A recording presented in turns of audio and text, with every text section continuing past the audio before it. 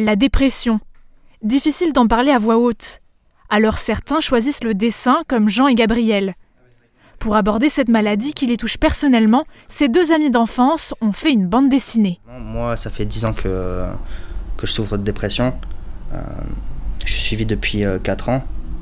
C'est se réveiller la nuit en sueur et c'est pas savoir ce qu'on fait là quoi, sur Terre. Et c'est des trucs très concrets et à la fois très abstraits qu'on voit pas, c'est-à-dire la souffrance à l'intérieur, la tristesse et le désarroi. Ma mère a été atteinte de troubles bipolaires et en fait j'ai grandi donc une bonne partie de mon enfance avec ça.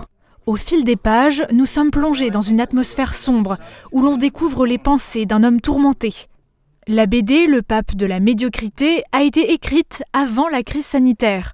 Mais la problématique traitée est d'autant plus d'actualité. Heureusement qu'on en parle de plus en plus, le sujet arrive de plus en plus souvent dans les discussions, dans le débat public.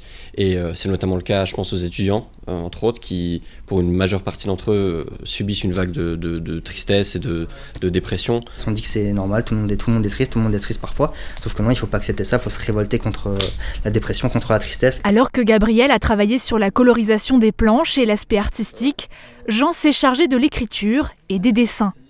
Il s'est inspiré de sa propre expérience, mais pas seulement. Et la BD en elle-même, je me suis vraiment inspiré d'un auteur qui s'appelle Moebius, un auteur français, Jean Giraud, qui a écrit une BD qui s'appelle Inside Moebius. C'était vraiment écrit à la force directement, quoi, sans filtre. Et c'est ce que j'ai voulu essayer de faire par mon dessin et par mes textes. Jean et Gabriel préparent actuellement la suite de leur histoire.